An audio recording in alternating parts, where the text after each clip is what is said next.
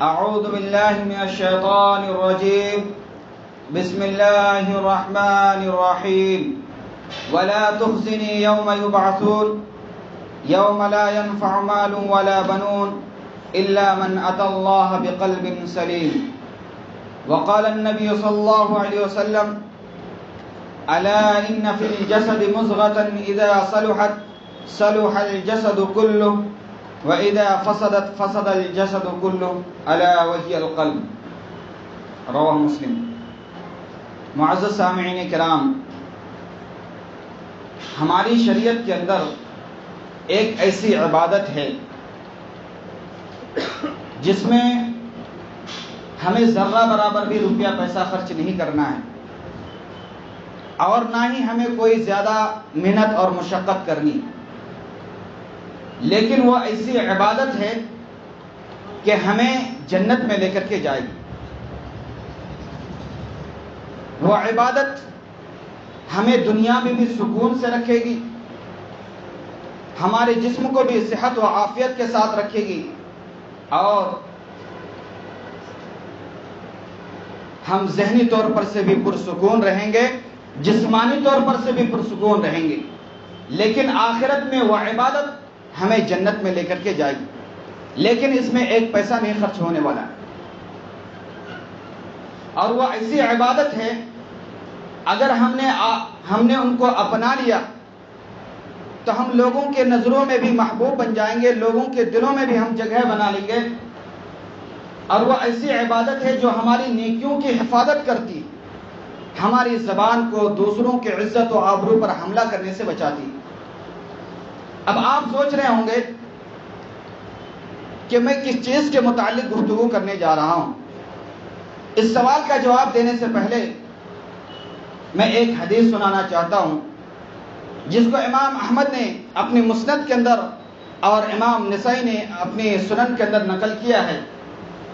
راوی حدیث حضرت انس بن مالک رضی اللہ تعالیٰ عنہ ہیں۔ وہ بیان کرتے ہیں کہ ہم لوگ نبی کریم صلی اللہ علیہ وسلم کے پاس بیٹھے ہوئے تھے، مجلس لگی ہوئی تھی۔ آپ صلی اللہ علیہ وسلم نے فرمایا: یطلع علیکم الآن رجل من اہل الجنہ، ابھی ایک آدمی آنے والا ہے جو جنتی ہے۔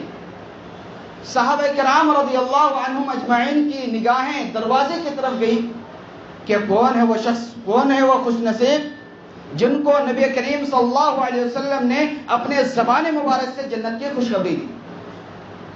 کچھ دیر کے بعد ایک انصاری صحابی آتے ہیں اور ان کی حیات اور ان کی صفت یہ ہوتی ہے کہ ان کے داڑھیوں سے وضو کے پانی کے قطرات ٹپک رہے ہوتے اور بائیں ہاتھ میں جوتیاں ہوتی۔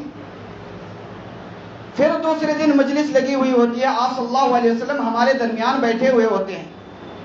آپ صلی اللہ علیہ وسلم پھر یہی جملہ دہراتے ہیں: یطلع علیکم الآن رجل من اہل الجنہ، ابھی تمہارے درمیان ایک جنتی آدمی آنے والا ہے۔ پھر وہی انصاری صحابی اسی حیات اور اسی شکل کی طرح اسی طرح سے دوسرے دن بھی داخل ہوتے ہیں، آتے ہیں۔ پھر تیسرے دن ایک مجلس لگی ہوئی ہوتی ہے، آپ صلی اللہ علیہ وسلم بیٹھے ہوئے ہوتے ہیں۔ پھر آپ صلی اللہ علیہ وسلم یہی جملہ دہراتے ہیں اور پھر وہی انصاری صحابی تیسرے دن بھی آتے ہیں۔ حضرت عبداللہ بن عمرو بن العاص رضی اللہ تعالیٰ عنہ جو بہت ہی زیادہ عبادت گزار بندے تھے، بہت زیادہ اللہ تبارک و تعالیٰ کی عبادت کیا کرتے تھے، تہجد کے نماز بہت زیادہ پڑھا کرتے تھے، سنن و نوافل کا بہت زیادہ اہتمام کیا کرتے تھے۔ وہ اس انصاری صحابی کے پیچھے ہو رہی ہے اور ان کے ساتھ ساتھ چلنے لگے۔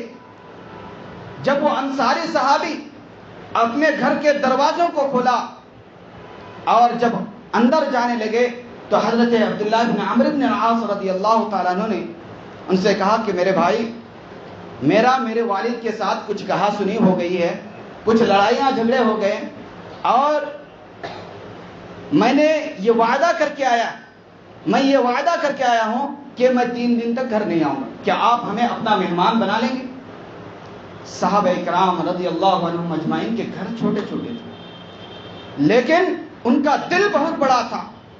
بغیر سوچے سمجھے انہوں نے کہا کیوں نہیں میرے بھائی آپ ہمارے گھر میں رہیے اور 3 دن تک مہمان بن کر کے رہیے.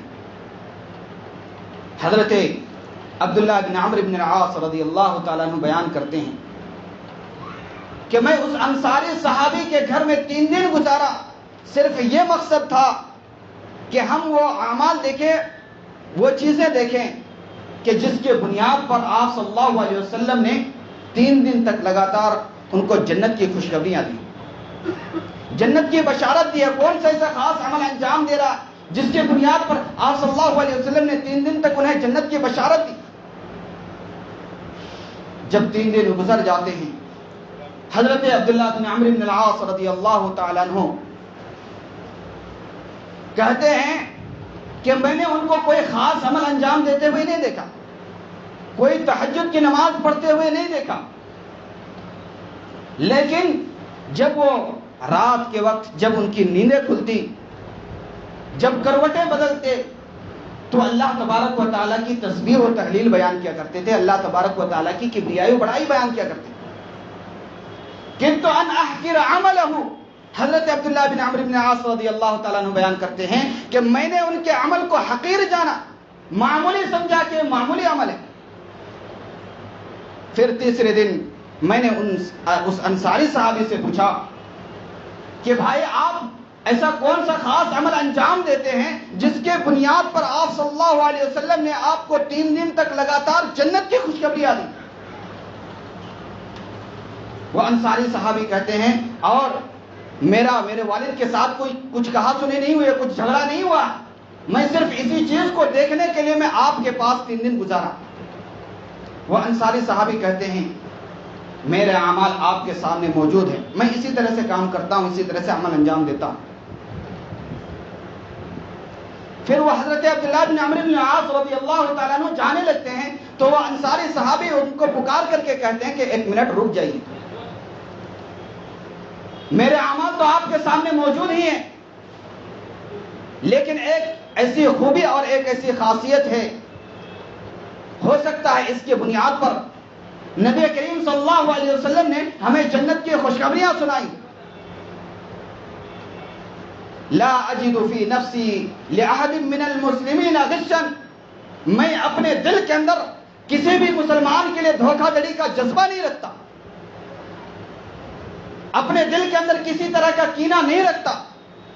ولا احسد احدا من خیر اعطاه اللہ ایاہ, اور ہم اگر اللہ تبارک و تعالیٰ کسی کو نعمت سے نواز دے, کسی کو مال و دولت سے نواز دے تو ہم اس پر حسد نہیں کرتے, یعنی ہم کینہ بھی نہیں رکھتے, حسد بھی نہیں کرتے, ہمارے دل کے اندر کسی بھی مسلمان کے خلاف غلط جذبے نہیں ہوا کرتے. حضرت عبداللہ بن عمرو بن العاص رضی اللہ تعالیٰ عنہ بیان کرتے ہیں هذه الذی بلغت بک, یہی وہ خوبی ہے جس کے بنیاد پر آپ صلی اللہ علیہ وسلم نے آپ کو لگاتار 3 دن تک جنت کی خوشخبریاں دی. لیکن میں اس کی طاقت نہیں رکھتا, یہ ہر کسی کے بس کی بات نہیں ہے, ہر کوئی اس کو نہیں کر سکتا, اور میرے اندر اس چیز کی طاقت موجود نہیں ہے. تو یہ وہ چیز ہے اپنے دلوں کو پاک و صاف رکھنا, کینہ کپٹ اور بغض و حسد سے اپنے دلوں کو پاک و صاف رکھنا. یہ ایسی عبادت ہے کہ جس میں ہمیں 1 روپیہ نہیں خرچ کرنا ہے, ہمیں کوئی محنت نہیں کرنی ہے, لیکن وہ عبادت ہمیں جنت میں لے کر کے جانے والی. خطبہ مسنونہ کے بعد میں نے سورہ شعراء کی 2 آیت تلاوت کی ہے, جس آیت میں حضرت ابراہیم خلیل اللہ علیہ السلام اللہ تبارک و تعالیٰ سے دعا کرتے ہیں وَلَا تُخْزِنِي يَوْمَ يُبْعَثُونَ يَوْمَ لَا يَنْفَعُ مَالٌ وَلَا بَنُونَ, اے پروردگارا تو قیامت کے دن مجھے رسوا نہ کرنا. یا اللہ رب العالمین تو ہمیں قیامت کے دن ذلیل نہ کرنا. قیامت کے دن کی ذلت اور رسوائی سب سے بڑی ذلت اور رسوائی ہے. وَلَا يَنْفَعُ مَالٌ وَلَا بَنُونَ, لیکن اس دن کوئی نہ مال کام آئے گا نہ کوئی اولاد کام آئے گا. إِلَّا مَنْ أَتَى اللَّهَ بِقَلْبٍ سَلِيمٍ, وہی دل کامیاب ہونے والا ہے, وہی انسان کامیاب ہونے والا ہے جو صاف ستھرا اور درست دل لے کر کے آئے, کینہ کپٹ اور بغض و حسد سے دور دل لے کر کے آئے. جن کے دلوں کے اندر کینہ کپٹ اور بغض و حسد نہ ہو, جن کے دلوں کے اندر خشیت الہی ہو، جن کے دلوں کے اندر اللہ رب العالمین کا ڈر ہو، وہی دل کامیاب ہونے والا، وہی انسان کامیاب ہونے والا۔ صحابہ کرام کی زندگی بڑی ہائی فائی والی زندگی نہیں تھی، لیکن ان کے اندر ایک خاصیت موجود تھی، ایک صفات موجود تھی جو ہمارے اندر موجود نہیں ہے۔ ان صفات کو اپنانے کی ضرورت ہے کہ ان کے دل پاک و صاف تھے، ان کے دلوں کے اندر ذرہ برابر بے کینہ نہیں تھا۔ یہی نہیں، وہ صحابہ کرام نے ایسی ایسی مثالیں پیش کی ہیں جو رہتی دنیا تک وہ مثالیں قائم رہیں گے اور اس کو کوئی انجام نہیں دے سکتا۔ وہ انصاری صحابی مہاجر جو مکہ سے ہجرت کر کے مدینہ تشریف لاتے ہیں، وہ انصاری صحابی اپنے گھر کے دروازے ہی نہیں بلکہ اپنے دلوں کے دروازے کھول دیتے ہیں، اپنے دلوں کے دروازے بھی کھول دیتے ہیں۔ اور جب جنگ کی باری آتی ہے، اللہ رب العالمین کے راہ میں جہاد کرنے کی باری آتی ہے، تو یہ انصاری صحابی بڑے ڈٹ کر کے مقابلہ کرتے ہیں، بڑی بہادری اور بڑے دلیری کے ساتھ اپنی جان و مال کے ساتھ جہاد کرتے ہیں اللہ رب العالمین کے راہ۔ جب مال غنیمت تقسیم کرنے کی باری آتی ہے تو آپ صلی اللہ علیہ وسلم زیادہ تر مالوں کا حصہ ان لوگوں میں تقسیم فرما دیتے تھے جو ابھی نئے نئے مسلمان ہوئے، تاکہ ان کے دلوں کو اسلام پر اچھی طرح سے جمایا جا سکے، اچھی طرح سے بیٹھایا جا سکے۔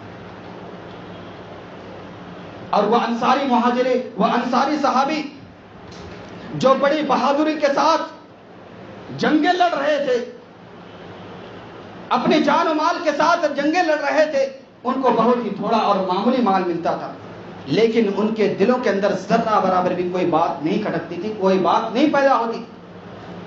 اسی صفات کو اللہ تبارک و تعالی نے قرآن کریم کے اندر سورہ حشر آیت نمبر 9 کے اندر بیان فرمایا، والذین تبوؤا الدار والایمان من قبلہم، میرے نبی کے وہ صحابہ جو مدینے میں پہلے سے موجود تھے، مہاجر سے پہلے وہاں پر موجود تھے، یحبون من ہاجر الیہم، وہ ان انصار اس مہاجر صحابی سے محبت کرتے ہیں، والذین لا یجدون فی انفسہم حرجا مما اوتوا، اور اگر انہیں کوئی مال دے دیا جاتا، اگر انہیں کوئی مال دے دیا جاتا تو اپنے دلوں کے اندر ذرہ برابر بھی حرج اور تنگی محسوس نہیں کرتے تھے، وَيُؤْثِرُونَ عَلَىٰ أَنفُسِهِمْ، اور وہ اپنے سے زیادہ دوسروں کو ترجیح دیا کرتے تھے، اپنا حصہ دوسروں کو دے دیا کرتے تھے۔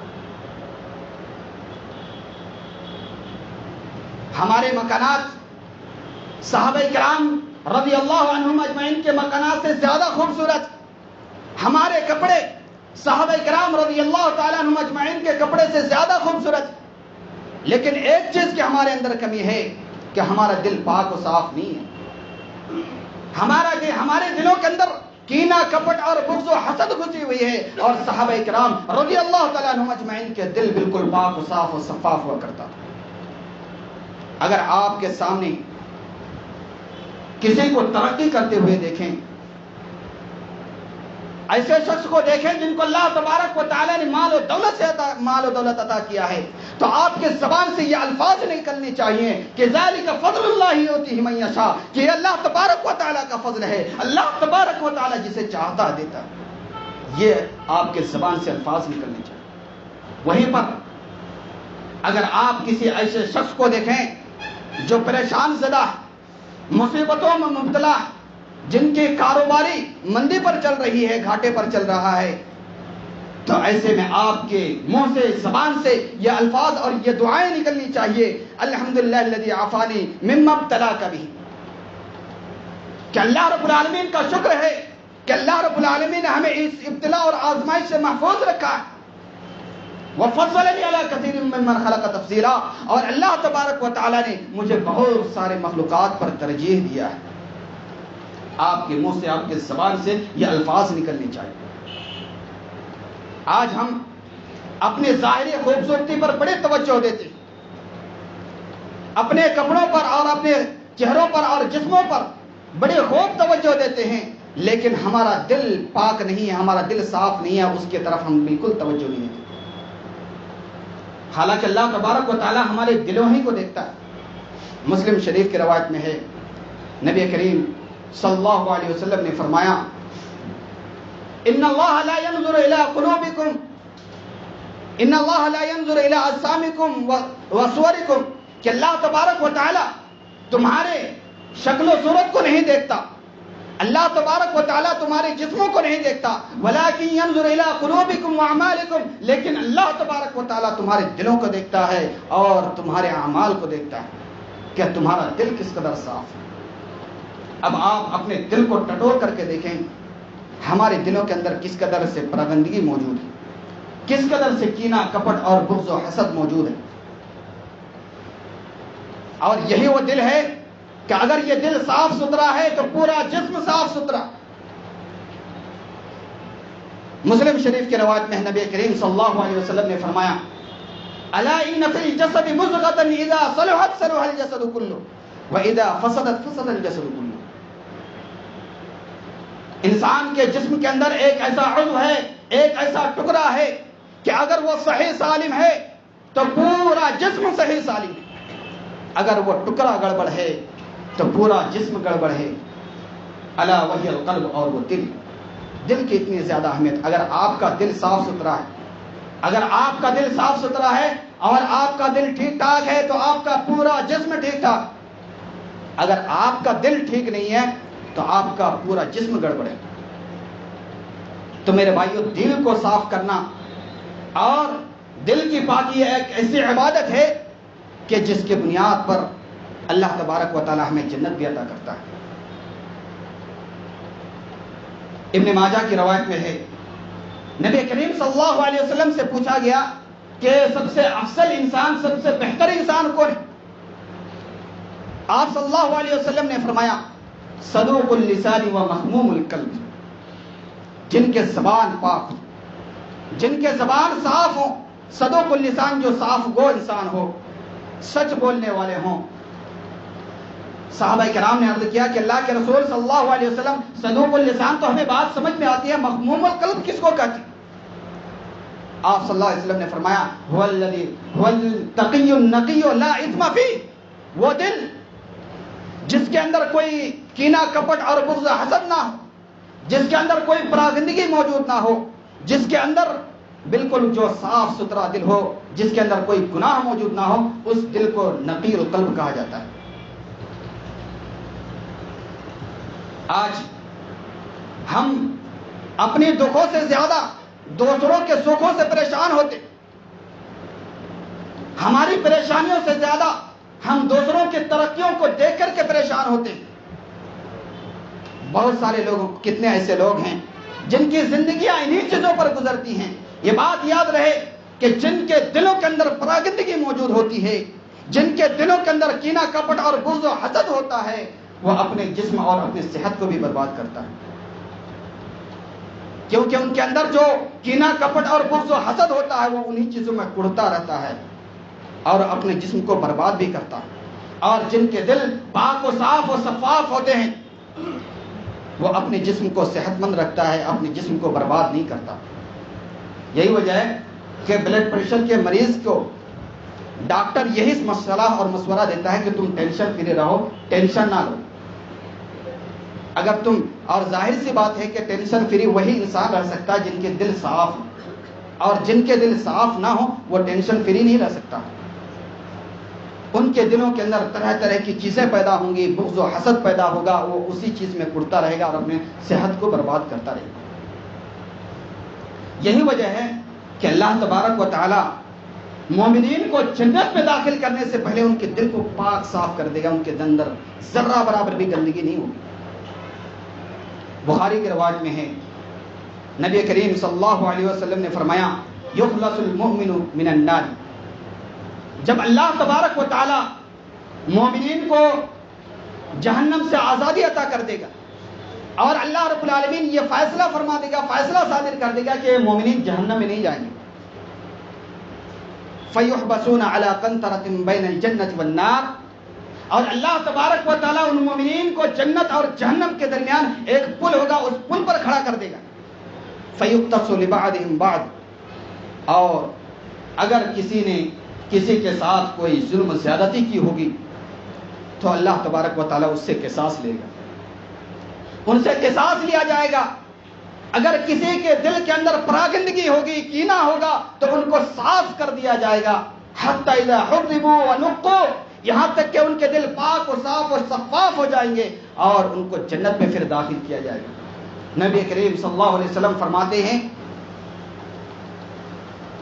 کہ اللہ کی قسم جس کے ہاتھ میں میری جان ہے، وہ انسان دنیا میں اپنا ٹھکانہ جتنا زیادہ جانتا ہے، اس سے کہیں زیادہ جنت میں اپنے ٹھکانے کو جان لے گا۔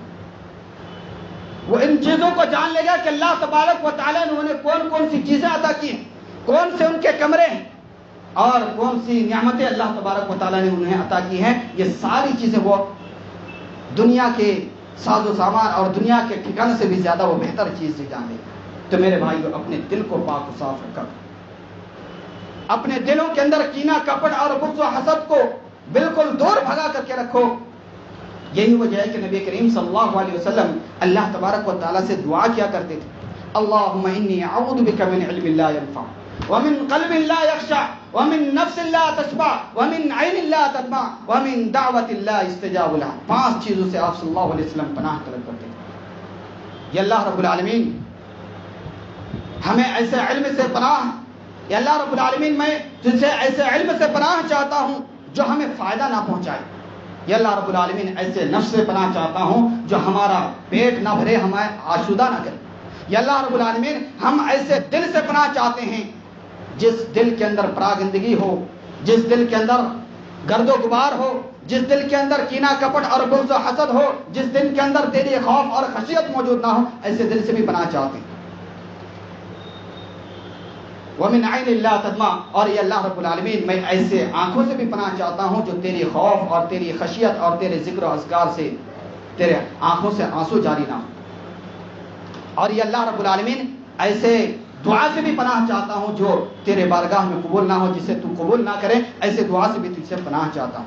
یہ 5 دعائیں آپ صلی اللہ علیہ وسلم کیا کرتے تھے۔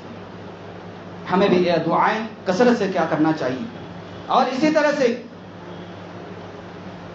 جن کے دل پاک و صاف ہوتے ہیں وہ مہذب انسان ہوتا ہے، ان کے جھگڑے اور لڑائیاں بھی نہیں ہوتی۔ آپس میں اختلافات اور انتشارات جو ہوتے ہیں، اکثر اختلافات اور انتشارات کی بنیادی وجہ یہی ہوتی بدگمانی، ایک دوسرے سے بدگمانیاں کر لیتے ہیں لوگ، اور اس کی وجہ سے لوگوں کے دلوں کے اندر پراگندگی داخل ہو جاتی ہے اور پھر وہ ایک دوسرے سے لڑنے بھیڑنے لگتے ہیں۔ بہت سارے لوگ ایسے ہیں جو کہتے ہیں کہ ہمارا دل بالکل پاک و صاف، لیکن جب موقع آتا ہے تو سب سے پہلے انہی کی زبانیں کھلتی ہیں، سب سے پہلے انہی کی زبان سے زہر افزائیاں ہوتی ہیں۔ میرے بھائیو، یہ بات یاد رکھو کہ جن کا دل پاک و صاف ہوگا وہ کبھی کسی دوسروں کی غیبت نہیں کرے گا، جن کا دل پاک و صاف ہوگا وہ کبھی دوسروں کو گالی نہیں دے گا، جن کا دل پاک و صاف ہوگا وہ دوسروں کے عزت و آبرو پر حملہ نہیں کرے گا۔ لیکن جس کا دل پاک و صاف نہیں ہوگا، جس کے دلوں کے اندر کینہ، کپٹ اور بغض و حسد موجود ہوگی، تو وہ دوسروں کو گالی بھی دے گا، دوسروں کے عزت و آبرو پر حملہ بھی کرے گا اور طرح طرح کی باتیں بھی پیدا کرے گا۔ کتنے ایسے لوگ ہیں جو اپنے مسلمان بھائیوں کے پیٹھ پیچھے دعائیں کرتے، ان کے حق میں دعائیں کرتے، جانتے ہیں ان کی کتنی بڑی فضیلت ہے؟ اگر کوئی شخص اپنے مسلمان بھائی کے پیٹھ پیچھے دعائیں کرتا ہے تو اللہ تبارک و تعالیٰ ایک فرشتہ مقرر کر دیتا ہے اور فرشتہ اس سے ان کے دعا پر آمین کہتا ہے اور یہ کہتا ہے کہ وَلَكَ مِثْلُكَ۔ یہ اللہ رب العالمین یہ جو دعا کر رہا ہے، جس چیز کے متعلق وہ دعا کر رہا ہے، یہ ان کے لیے بھی اس چیز کو قبول فرما لے۔ مثال کے طور پر اگر کوئی شخص کسی بھائیوں کے لیے صحت و عافیت کی دعا کر رہا ہے تو فرشتہ اس پر آمین کہتا ہے، اور یہ اللہ رب العالمین سے فرشتہ بھی دعا کرتا ہے کہ اللہ رب العالمین ان کو بھی تو صحت و عافیت عطا فرما، یہ دعائیں کرتا ہے۔ لہذا ہمارے لیے ضروری ہے کہ اگر ہم کسی بھی شخص کو غلط راستے پر جاتے ہوئے دیکھیں اور ہمارے اندر یہ طاقت موجود نہ ہو کہ ہم اپنی زبان سے روک سکیں، اپنے ہاتھ سے روک سکیں، لیکن اپنے دلوں کے اندر سے اس کو برا جانے اور لیکن اللہ تبارک و تعالیٰ سے ان کے لیے دعائیں کریں کہ اللہ رب العالمین تو انہیں سیدھے راہ پر لا کھڑا کر. یا اللہ رب العالمین غلط راستے پر جا رہا ہے, انہیں تو سیدھے راستے پر لا کھڑا کر. آپ کسی کو بھی کہیں گے کہ آپ ہمارے لیے دعا کر دیں, فوراً آپ کے سامنے ہی دو چار جملے دعائیاں جملے کلمات کہہ دیں گے, لیکن حقیقت میں آپ سے محبت کرنے والا انسان وہ ہوگا اور آپ کا خیر خواہ انسان وہ ہوگا جو آپ کے پیٹھ پیچھے آپ کے لیے دعائیں کرے گا. اور جو شخص بھی اس طرح سے دعا کرتا ہے تو سب سے پہلے ان کے لیے بھی دعائیں وہ قبول کی جاتی ہیں اور پھر اپنے بھائیوں کے لیے بھی. لہذا ضرورت اس بات کی ہے کہ اپنے دل کو پاک و صاف رکھا کریں, اپنے دلوں کو کینہ کپٹ اور بغض و حسد سے دور رکھا کریں. اس کی بہت بڑی فضیلت ہے. آخر میں اللہ تبارک و تعالیٰ سے دعا ہے اللہ رب العالمین ہم تمام مسلمانوں کو کہنے سننے سے زیادہ عمل کرنے کی توفیق عطا فرما. آمین وآخر دعوانا الحمدللہ رب العالمین. بارک اللہ لنا ولکم فی القرآن العظیم ونفعنی وإیاکم بالآیات والذکر الحکیم. انہ تعالی جواد کریم ملک رؤوف رحیم.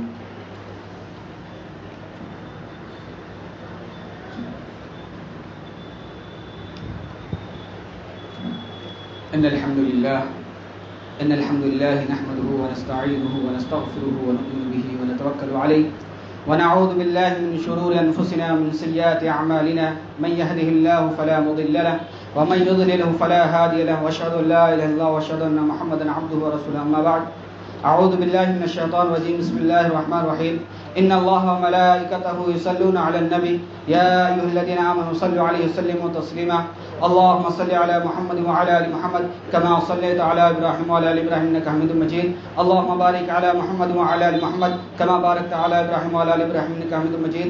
عباد الله رحمكم الله, إن الله يأمركم بالعدل والإحسان وإيتاء ذي القربى وينهى عن الفحشاء والمنكر والبغي يعظكم لعلكم تذكرون. اذكروا الله يذكركم وادعوه يستجب لكم ولذكر الله أكبر والله يعلم ما تصنعون. أقم الصلاة.